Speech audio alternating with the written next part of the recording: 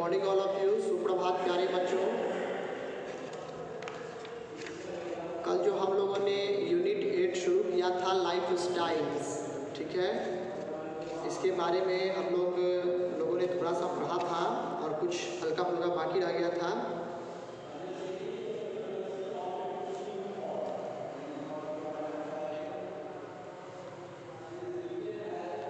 तो आइए इसको पढ़ा जाए। सबसे पहले सारे बच्चे एक एक करके अपना अपना ऑनलाइन अटेंडेंस बना लीजिए और कमेंट बॉक्स में जाकर, और सारे बच्चे ध्यान से सुनेंगे। पेज नंबर 170, पेज नंबर 170 निकालिए।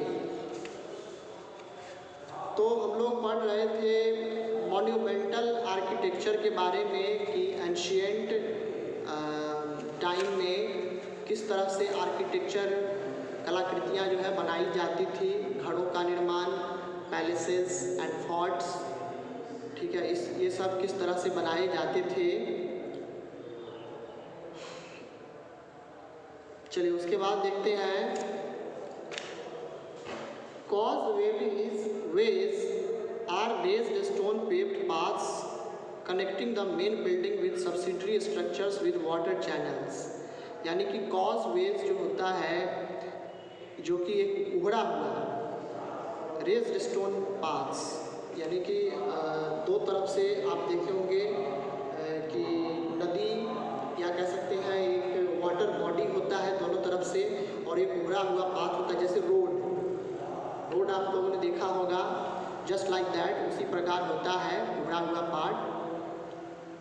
Connecting the main building with subsidiary structures with water channel, जो कि उस वाटर चैनल को, यानी कि उस पानी को किससे, मेन बिल्डिंग से जोड़ता है। चैम्फर इज एन एंगल और एज कट ऑफ डायगोनली। उसके लिए एक चैम्फर बनाया जाता था जिसके बीचों बीच से होकर के पानी जो है निकाला जाता था। जैसे आज हम लोग जो पाइप वगैरह फिट करवाते हैं उसके लिए। Chhatri is a pillared pavilion roof by a dome with 4 or more pillars and a clear cut balcony. ऊपर में कई बार जो मंदिर के ऊपर जो आपने देखा होगा एक गुंबज टाइप का, ठीक है, और उस पर 4 या अलग 4 से भी अधिक भी पिलर्स हो सकते हैं, और उसके बीच खाली जगह होता है, स्पेस होता है, जस्ट लाइक बालकनी के जैसा। Jharokha is a stone window projecting from the wall of a building in an upper storey overlooking an open space. यानी कि झरोखा एक अलग प्रकार का स्टोन विंडो, यानी कि पत्थरों से बना हुआ खिड़की होता है, projecting from the wall of a building, जो कि उसी बिल्डिंग के वॉल से जुड़ा हुआ होता है। इन एन अपर स्टोरी, यानी कि ऊपर की ओर, इस तरह से। इन an upper storey overlooking an open space, और ऊपर में, उसके ऊपर ठीक कह सकते हैं कि एक ओपन स्पेस होता है। जैसे ये खिड़की है और बाहर से अगर इस तरह से नक्काशी किया हुआ अगर बनाते हैं, उसी को झरोखा कहा जाता है, उसके ऊपर ठीक खाली जगह होगा। तो आइए अब हम लोग हिस्ट्री में चैप्टर 19 शुरू कर रहे हैं, मॉन्यूमेंटल आर्किटेक्चर, ठीक है। इसमें हम लोग ऐतिहासिक स्थल जो है, ऐतिहासिक जो बिल्डिंग्स हैं, ठीक है, इमारत हैं, उनके बारे में पढ़ेंगे। आइए देखें। The medieval period was rich in monumental architecture, यानी कि मध्यकालीन भारत जो था वो खास करके कलाकृतियों के लिए, आर्किटेक्चर्स के लिए, मॉन्यूमेंटल आर्किटेक्चर के लिए एक बहुत ही स्वर्ण काल उसको कहा जा सकता है, स्वर्ण युग कहा जा सकता है मिडाइवल पीरियड को। A large number of monuments were built by the rulers in different parts of India to demonstrate their power. अपने शक्तियों को दिखाने के लिए, अपने पावर को शो ऑफ करने के लिए अलग अलग राजाओं ने, अलग अलग बादशाहों ने एक भारी संख्या में ऐतिहासिक स्थल, ऐतिहासिक इमारतों का निर्माण कराया। जैसे आज आप देख सकते हैं बहुत सारे मॉन्यूमेंट्स हैं। They also build tanks, roads and canals for the welfare of their people. अपने लोगों की भलाई के लिए उन्होंने टैंक बनवाया पानी को इकट्ठा करने के लिए, रोड्स, सड़क आने जाने के लिए, एंड कैनाल्स, और जो नाला परियोजना होता है जिसके द्वारा वैसे जगह पर जहाँ पर पानी की कमी है वहाँ पानी पहुँचाया जाता है। तो ये सारे चीज़ों को बनाया गया ताकि लोगों की भलाई की जा सके, लोगों का मन मोहा जा सके। They built colossal structures as they wanted to leave behind a legacy through which the future generations would remember them. Colossal मतलब extremely large, बहुत विशाल, ठीक है। उन्होंने कई ऐसे विशाल स्ट्रक्चर बनाए, एक गुंबदनुमा, एक बहुत बड़ा स्ट्रक्चर उन्होंने तैयार करवाया।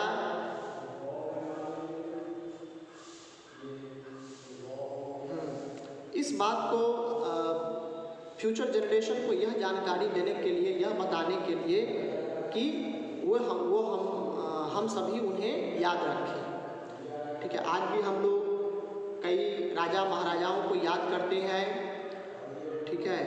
और जो बिल्डिंग्स, उनके द्वारा जो ऐतिहासिक बिल्डिंग्स जो बनाया गया है उसके बारे में हम लोग पढ़ते हैं, उसके बारे में हम लोग जानते हैं और देखने जाते हैं हम लोग। ताजमहल, रेड फोर्ट, ठीक है, Fatehpur Sikri, Grand Trunk Road, Golghar, Victoria Memorial, there are lots of, बहुत सारे हैं, ठीक है। फतेहपुर सीकरी, हवा महल, भूल भुलैया, बहुत सारे ऐसे हैं जहाँ जो कि आप देख सकते हैं। आज भी उनकी कलाकृतियों का नमूना हम अपनी आंखों से देख सकते हैं। और उन्होंने ऐसा इसलिए किया ताकि मरने के बाद भी फ्यूचर जनरेशन, यानी कि आने वाले जो भविष्य में लोग हैं, उन सभी लोगों को याद रखें कि हाँ, ये फलाने राजा ने बनवाया, ये फलाने व्यक्ति ने ऐसा करवाया, ठीक है। आज भी हम उनको याद करते हैं। चलिए अब आते हैं आर्किटेक्चर एज पावर। आर्किटेक्चर का अगर हम यूज़ पावर के तौर पे करते हैं तो आइए देखें कैसे। There were many reasons why the medieval period was so rich in architecture. इसके कई रीज़न हो सकते हैं कि medieval period आखिर इतना रिच कैसे हुआ आर्किटेक्चर में। आइए इसके रीजंस को जानते हैं। The rulers demonstrated their devotion to their faith and God by building places and worship like temples and mosques. जितने भी रूलर्स थे, चाहे वो हिंदू रूलर्स हो या मुस्लिम रूलर्स हो, उन लोगों ने क्या किया कि अपना विश्वास गॉड पर दिखाने के लिए कि मैं गॉड में, अल्लाह में, ईश्वर में इतना विश्वास रखता हूँ, उन्होंने एक बड़ा पूजा करने के लिए, ठीक है, एक धार्मिक स्थल का निर्माण करवाया, एक धार्मिक मंदिर, मस्जिद का निर्माण करवाया ताकि सभी लोग यहाँ बैठ करके वर्शिप कर सकें। Forts and palaces were built to impress others with their power, position and wealth. किलों का और महलों का निर्माण इसलिए करवाया गया ताकि जो विदेशी शक्तियां हैं या आसपास के पड़ोसी जो भी राजा हैं, उनके ताकत को, उनकी क्षमता को देख सकें, उसका लोहा मान सकें।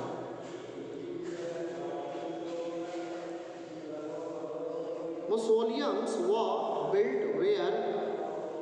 where the rulers and members of royal family were buried, ठीक है। उसके बाद स्मारक स्थल, mausoleums means स्मारक स्थल, जैसे कि किसी राजा के पत्नी या जैसे ताजमहल है, ताजमहल के बारे में आप लोग जानते होंगे कि शाहजहां ने अपनी पत्नी मुमताज़ महल के लिए, उनके याद यादगार स्वरूप उन्होंने ताजमहल का निर्माण करवाया। तो यहाँ हम देख सकते हैं कि जितने भी मौसोलियम्स यानी कि स्मारक स्थल जो है ये बनाया गया किसी शाही परिवार के किसी सदस्य के मरने के यादगार स्वरूप। To celebrate their victories in wars the kings built gigantic monuments. युद्ध में एक जीत के लिए और उसका जश्न मनाने के लिए भी कई बार राजा महाराजाओं ने एक बहुत बड़े और विशाल बिल्डिंग का निर्माण कराया कि देखो मैंने ये युद्ध जीत लिया, मैंने उसे हरा दिया, ठीक है, to show off the future generation. To earn the goodwill of the people, kings built wells, canals, tanks, roads and educational institutions. यानी कि लोगों का विश्वास जीतने के लिए राजा महाराजाओं ने कुएं का निर्माण करवाया ताकि सभी लोग वहाँ पानी पी सकें, पानी भर सकें। कैनाल्स यानी कि नाला वगैरह बनाया गया ताकि बोरिंग वगैरह, जिससे एक जगह से दूसरे जगह जहाँ पानी की कमी है वहाँ पानी पहुँचाया जाए। टैंक्स, पानी को रिज़र्व करने के लिए, वाटर को रिज़र्व करने के लिए टैंक्स का भी निर्माण करवाया गया। रोड्स, परिचालन के लिए, आने जाने की सुविधा के लिए उन्होंने सड़कों का निर्माण भी करवाया। एंड एजुकेशनल इंस्टीट्यूशंस, और एजुकेशनल इंस्टीट्यूशंस का भी निर्माण उन्होंने करवाया। University, schools, colleges, there are many institutions. These were praiseworthy acts। और ये जितने भी एक्ट्स थे वो प्रेजवर्दी थे। प्रेजवर्दी मतलब कि प्रशंसा के लायक, ठीक है, वो प्रशंसनीय थे उनके ये काम।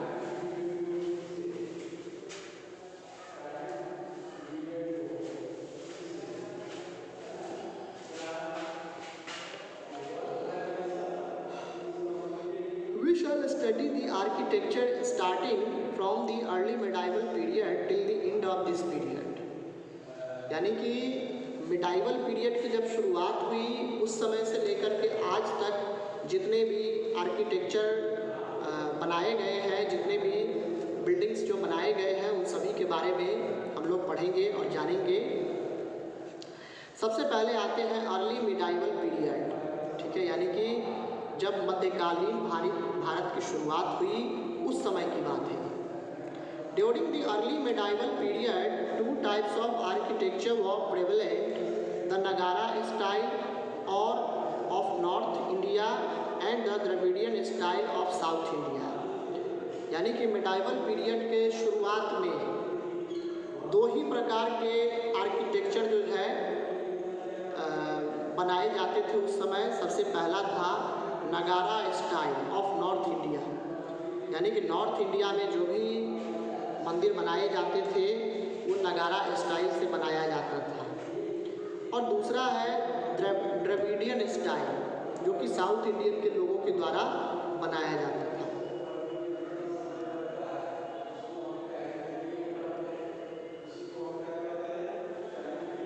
हाँ, अब आइए, सबसे पहला है नगारा स्टाइल। तो सबसे पहले हम लोग नगारा स्टाइल के बारे में पढ़ेंगे। A North Indian temple during the medieval period usually had a garbhagriha, which was an inner room where the idol was kept।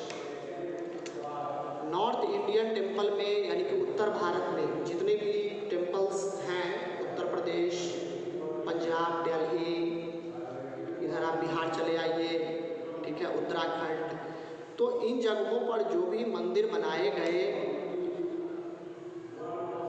और वो भी खास करके मिडाइवल पीरियड के दौरान, मध्यकालीन भारत के दौरान, तो उसमें उस तरह के हर एक मंदिर में गर्भगृह होता था, ठीक है, which was an inner room where the idol was kept, जो कि एक अंदर का कमरा होता था जहाँ पर मूर्तियों को रखा जाता था, ठीक है, उनकी पूजा वगैरह, पूजा अर्चना की जाती थी।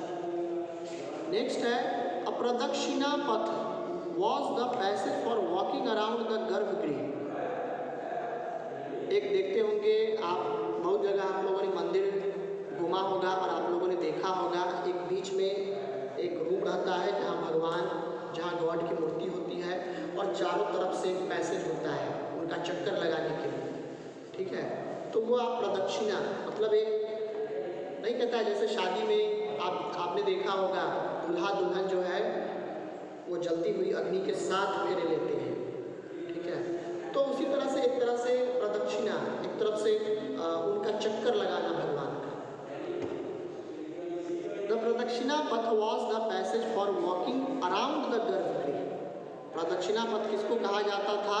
तो प्रदक्षिणा पथ एक रास्ता होता था जिसके द्वारा उस मंदिर, उस गर्भगृह को गर्भगृह का चक्कर लगाते थे भक्तगण।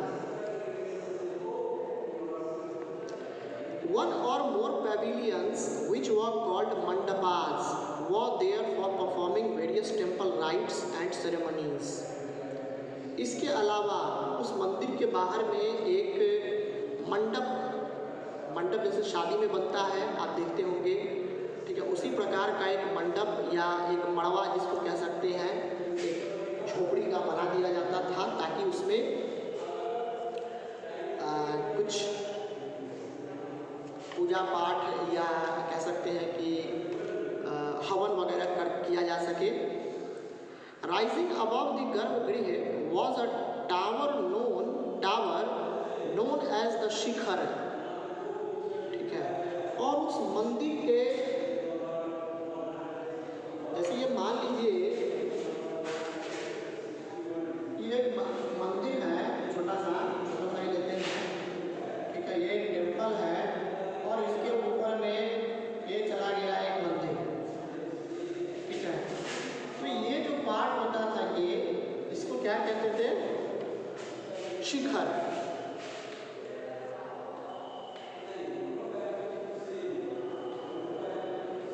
शिखर मतलब चोटी, ठीक है। और ये मान लीजिए कि इसके चारों तरफ घूमने के लिए जो है एक जगह बनाया गया है, ठीक है। इसमें आप जो है you can walk around the गर्भगृह, ठीक है। तो इस तरह से आप देख सकते हैं ये चारों तरफ चक्कर लगाने के लिए बनाया गया है और ये इसका शिखर कहलाता है।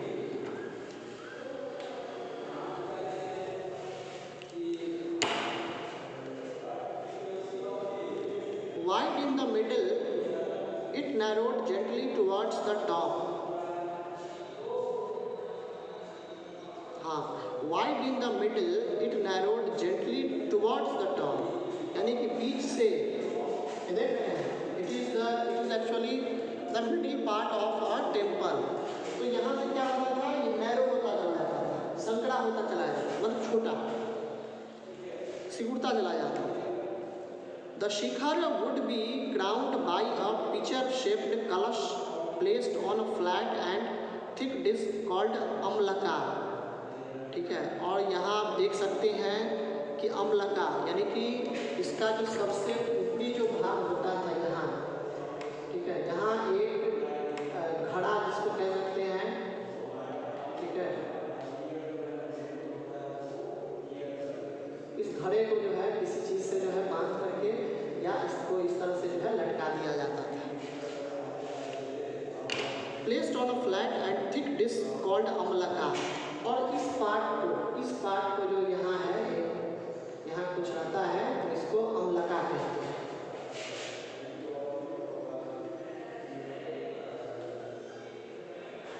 अम्लका इस पार्ट, ये फ्लैट अगर यहाँ होता था इसको,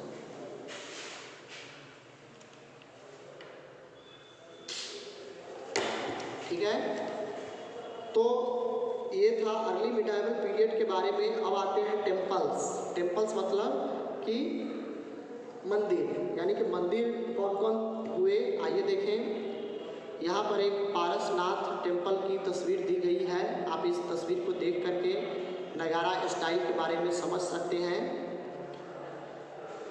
उसके बाद है नगारा स्टाइल के अंदर ही temples,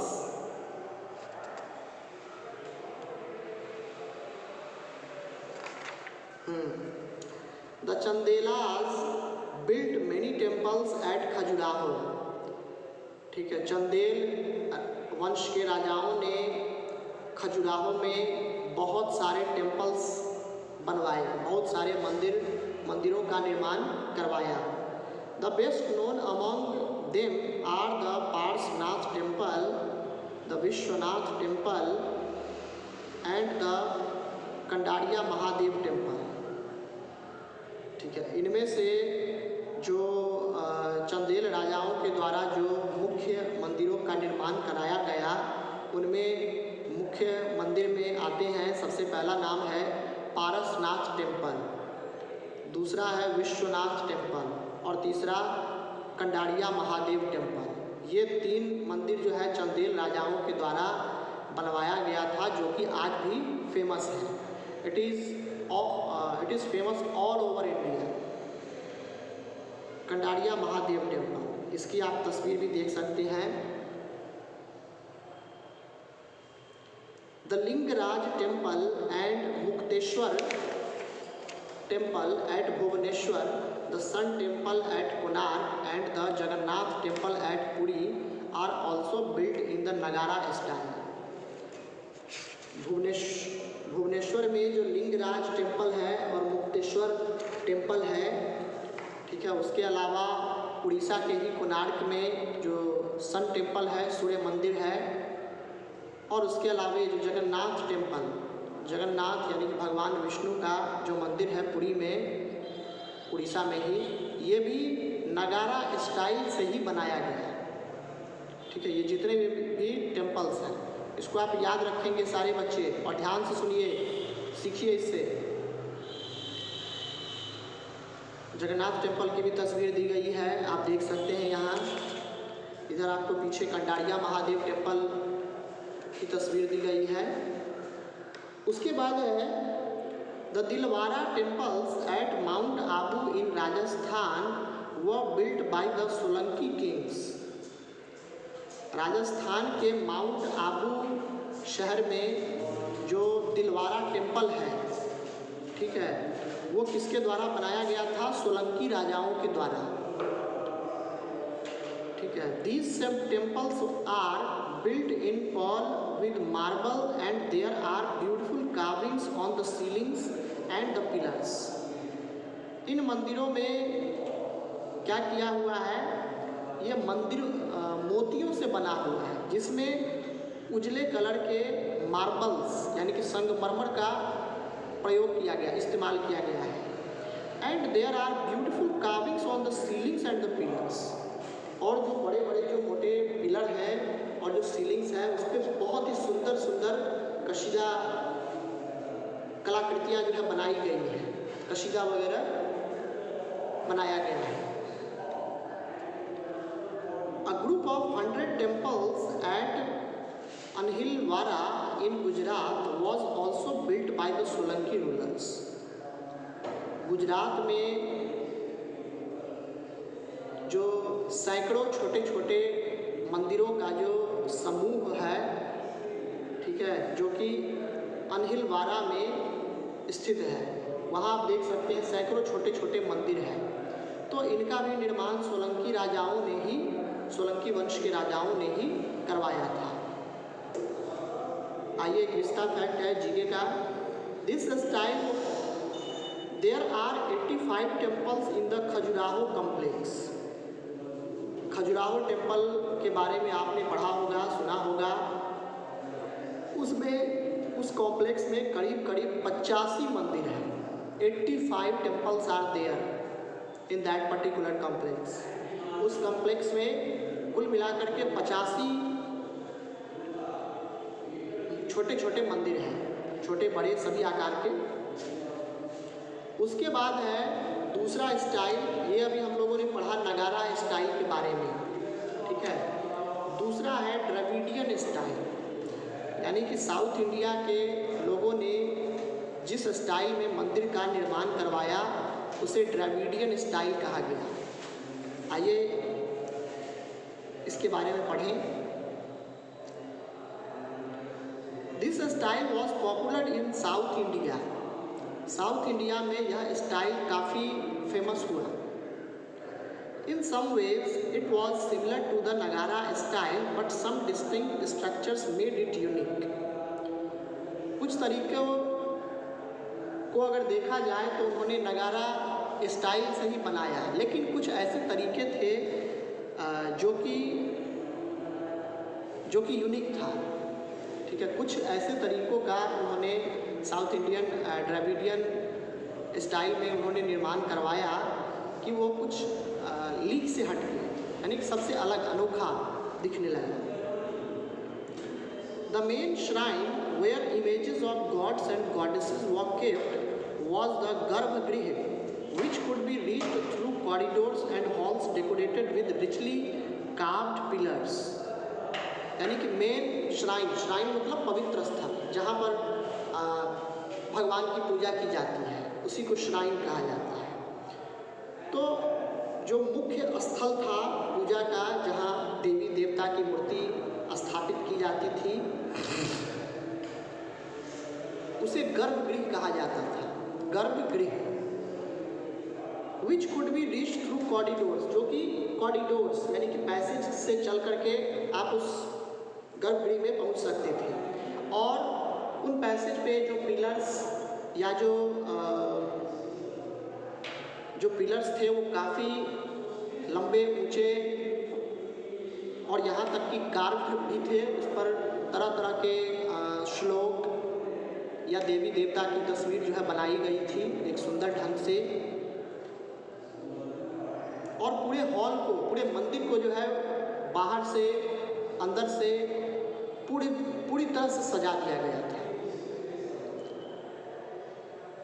the gateway of the temple was called gopuram. उस मंदिर का जो गेटवे था, गेटवे मतलब अंदर प्रवेश करने का रास्ता, उसे क्या कहा गया? Gopuram. Often the temple was situated in an enclosed courtyard with lofty pyramidal gopurams. अक्सर जो मंदिर में प्रवेश करने का जो द्वार होता था वह लंबा ऊंचा द्वार हुआ करता था, जिससे होकर के एक बार में सैकड़ों भक्त और श्रद्धालुगण अंदर प्रवेश करते थे। द मंडपा और the hall was generally situated at the front of the main shrine. यानी कि जैसे मान लीजिए कि ये मंदिर है और यहाँ गर्भगृह है, यहाँ पवित्र स्थल है जहाँ पूजा की जाती है, और उसके ठीक सामने मंडप वगैरह बनाया जाता था ताकि जो पंडित पुजारी जो है वो वहाँ पर हवन वगैरह कर सके।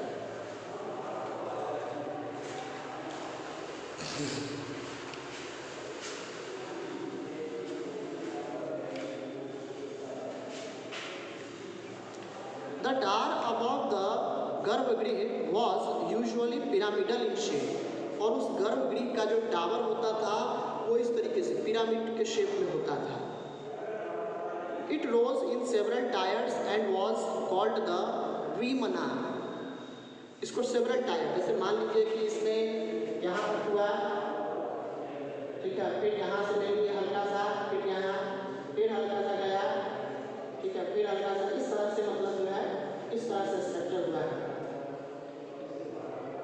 फिर इस तरह से, मतलब इस तरह से कुछ डिज़ाइन वगैरह बना दिया जाता था और इसे विमानक कहा जाता था। तो चलिए बच्चों, आज के लिए इतना ही, फिर हम लोग नेक्स्ट डे मिलेंगे, नेक्स्ट डे आगे पढ़ेंगे। ठीक है, इसको आप लोग आगे घर से पढ़ के आएंगे। आज के इतना ही।